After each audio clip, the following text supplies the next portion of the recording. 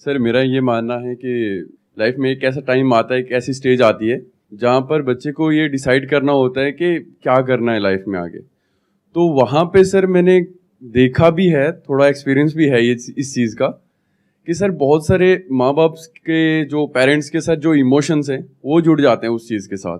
तो मेरा ये मानना है कि सर वहाँ पे थोड़ी सी फ्रीडम होनी चाहिए, बच्चे के लिए होनी चाहिए कि आप क्या करना चाहते हो, ये ज़्यादा इंपॉर्टेंट है सर। देखो, एक चीज तो यहाँ पे बिल्कुल क्लियर है कि ऐसे कुछ पेरेंट्स होते हैं जो अपने ड्रीम्स को अपने बच्चों के ऊपर थोपते हैं। मतलब कि वो बच्चे नहीं करना चाहते हैं लेकिन जबरदस्ती उनसे करवाते हैं। जी सर। ये तो गलत है ही, इसमें तो कोई डिबेट वाली बात ही नहीं है। ये तो कोई भी इंसान बोल देगा कि हाँ ये तो गलत है। बट इसका एक दूसरा एक्सट्रीम भी है जो आजकल बहुत ज्यादा हो रहा है, इनफैक्ट इससे ज्यादा हो रहा है, कि वो पेरेंट्स जो थोड़ा सा वेल ऑफ है, यानी जिनके पास में ठीक ठाक पैसा है, वो क्या बोलते हैं अपने बच्चों को, तुम्हारा जो मन है वो करो। क्या ये ठीक है पेरेंटिंग? मैं दोबारा से एक क्वेश्चन पूछता हूं, अगर कोई बच्चा आकर के अपने पेरेंट्स को ये बोल रहा है कि मेरा ये करने का मन है, मैं ये करना चाहता हूं और मुझे ये करना है, मेरा ये सपना है, तो क्या पेरेंट्स को उसको सपोर्ट करना चाहिए या उसको क्रिटिसाइज करना चाहिए या उसको रोकना चाहिए? क्या करना चाहिए पेरेंट्स को? कितने कहते हैं सपोर्ट करना चाहिए? अगर सपोर्ट नहीं करते हैं तो वो गलत पेरेंटिंग है। That's how we are thinking, right? Sir actually मेरे पॉइंट ऑफ व्यू से, सर अदर का तो पता नहीं सर, मेरे पॉइंट व्यू के सर पेरेंट्स को एक बार बाई चिल्ड्रेन को अपॉर्चुनिटी देना चाहिए कि है ना, मतलब आपको जो भी ड्रीम है, आपका जो भी स्ट्रीम है, आप एक बार उसमें मतलब अपने फोकस करो। आगे हम हैं आपको सपोर्ट करने के लिए, ताकि बच्चे आगे चल के ये नहीं बोले कि है ना मेरा ये ड्रीम था, आपने मेरे को सपोर्ट नहीं किया। हाँ, आगे पेरेंट्स पे ब्लेम नहीं आए सर। जो आप कह रहे हैं वो ही 99% लोगों की थिंकिंग है आज की डेट में। वो लोग जो पढ़े लिखे हैं या फिर एक वेल ऑफ फैमिली बैकग्राउंड से हैं, सब ऐसा ही सोचते हैं जैसा आप सोच रहे हैं, और इसको सही मानते हैं। मैं इसी को क्वेश्चन करने वाला हूं आज कि क्या ये सही है या गलत है? क्या ये सही पेरेंटिंग है, गलत है? आप कह रहे हैं सही है, यस सर। मैं कह रहा हूं गलत है। अब देखते हैं कि मेरा क्या टेक है। ठीक है, धीरे धीरे हमारा ये थॉट प्रोसेस बनता चला जा रहा है कि बच्चे जो भी करना चाहें उनको करने देना चाहिए, हमें उनको सपोर्ट करना चाहिए। क्योंकि मूवीज में भी हम ऐसे ही देखते हैं कि जो पेरेंट्स रोकते हैं अपने बच्चों को वो करने से जो वो करना चाहते हैं, वो विलेन है, और जो उनको सपोर्ट करते हैं वो अच्छे पेरेंट्स हैं। तो अच्छे बुरे की डेफिनेशन बहुत ही क्लियरली हम सबके माइंड में प्लांट कर दी गई है। अब मैं आपको एक रियल लाइफ एग्जांपल देता हूं। आज से करीबन 7 साल पहले की बात है। मैं अपने एक फ्रेंड के घर गया था। उनकी जो डॉटर है, she was I think around 20 years old at that time. तो वैसे ही डिस्कशन हुआ कि भाई आगे क्या कर रहे हो, क्या सोच रहे हो एंड ऑल दैट स्टफ। तो उसने बोला कि मैं यूपीएससी की तैयारी करने के बारे में सोच रही हूं। तो मैंने कहा बहुत अच्छी बात है, उसके पीछे रीजन क्या है, क्यों करना चाहते हो? तो उसने कहा यह दुनिया की सबसे टफ एग्जामिनेशन है, मैं इसलिए इसको क्रैक करना चाहती हूं। तो फिर मैंने उससे काउंटर क्वेश्चन पूछा, अगर क्रैक नहीं होता है तो क्या होगा? तो उसका रिएक्शन यह था कि ऐसा हो ही नहीं सकता। अगर मैं अपनी तरफ से अपना 100% एफर्ट करूंगी, अपनी तरफ से पूरी मेहनत करूंगी, जो इंडिया का बेस्ट कोचिंग इंस्टीट्यूट है वहां से कोचिंग लूंगी और उसके हिसाब से एक्ट करूंगी, और अपनी तैयारी में अगर कोई कमी नहीं होगी तो क्यों नहीं होगा? मैंने कहा लेकिन फिर भी मान लेते हैं एक बार को कि तुम्हारा नहीं होता किसी भी वजह से, तो क्या? तो एक बार और ट्राई कर लूंगी। मैंने कहा फिर भी नहीं होता तो तीसरा अटेम्प्ट, चौथा अटेम्प्ट, लेकिन मैं करके रहूंगी। तो उधर से उसके फादर ने मुझे रोक दिया, कहते कि यार बस अब और मत बोलो, डिमोटिवेट मत करो बच्ची को, उसका मन है ना, करने दो ना, क्या हो गया, कोचिंग में 20-30 लाख रुपए लग जाएंगे, अरे कोई बात नहीं, भगवान का दिया बहुत है हमारे पास में, कोई फर्क नहीं पड़ता, करने दो। कल को ये बच्ची ये ना बोल दे आगे जाकर के कि मैं कुछ करना चाहती थी और मेरे पेरेंट्स ने मुझे करने नहीं दिया। मैंने कहा कि मेरे को जहां तक ये सिचुएशन समझ आई है, मेरे हिसाब से इसको नहीं करना चाहिए, बाकी आप लोगों की मर्जी है। तो उन्होंने ध्यान नहीं दिया, क्योंकि पेरेंट्स को कोई फर्क पड़ नहीं रहा था, जिसको हम अच्छी पेरेंटिंग समझते हैं। क्या होता है ना, आज की डेट में जो पेरेंट्स हैं वो सब बहुत बिजी हैं अपनी अपनी लाइफ में। वो कैसे कॉम्पेंसेट करते हैं अपने टाइम को पैसे से, कि बच्चे को टाइम तो दे नहीं सकते हैं, तो पैसा दे देते हैं, खिलौने दिला देते हैं, जो वो कहते हैं वो सारी ख्वाहिशें पूरी कर देते हैं। इससे क्या हुआ, हम अच्छे पेरेंट्स बन गए।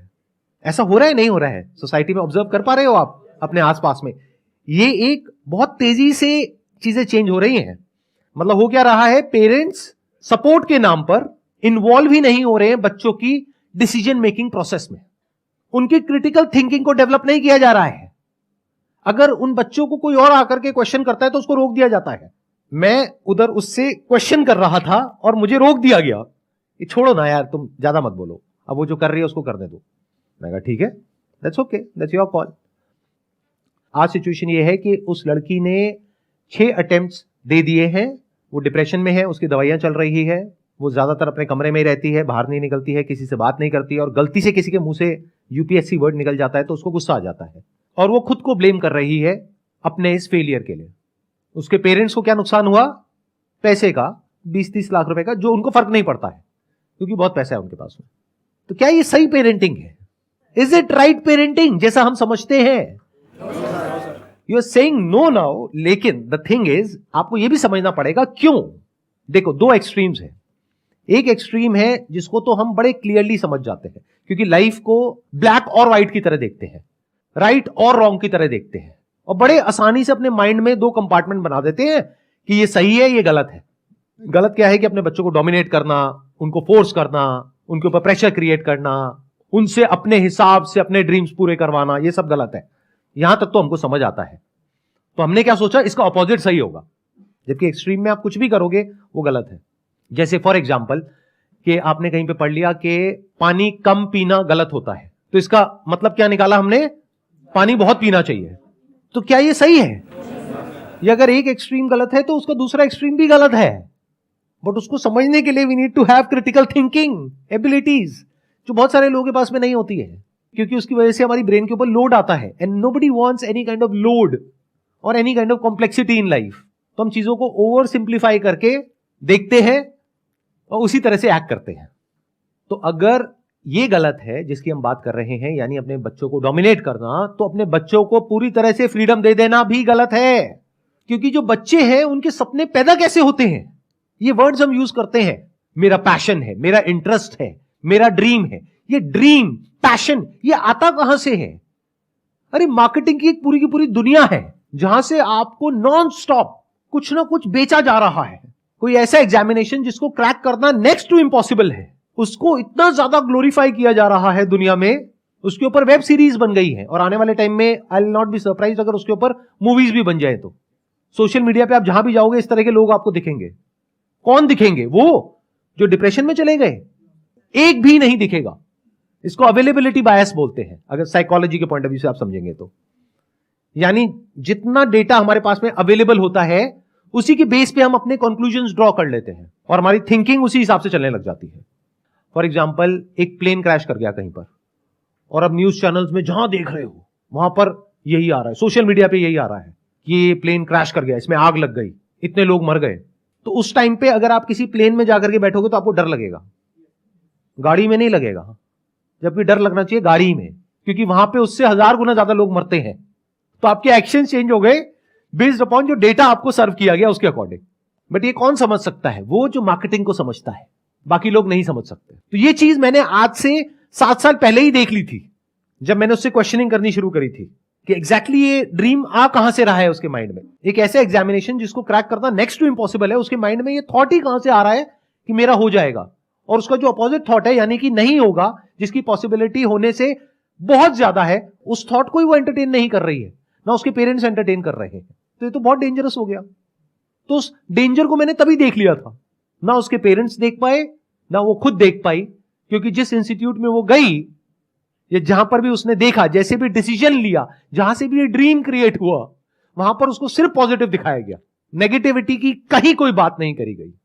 मुझे एक भी यूट्यूब चैनल ऐसा दिखा दो जो इसके बारे में बात कर रहा हो कि इसकी वजह से क्या नेगेटिव इफेक्ट्स आ रहे हैं सोसाइटी पर, यानी जो यूपीएससी की कोचिंग इंडस्ट्री है उसकी वजह से क्या नेगेटिव इफेक्ट्स आ रहे हैं हमारी सोसाइटी पर। बट जहां पर इन लोगों को एक हाई पेडेस्टल पे बिठाया जा रहा है, इस तरीके से प्रेजेंट किया जा रहा है कि किसी भी बच्चे में ये ड्रीम क्रिएट हो जाएगा कि मेरे को यूपीएससी क्रैक करना है, किसी भी।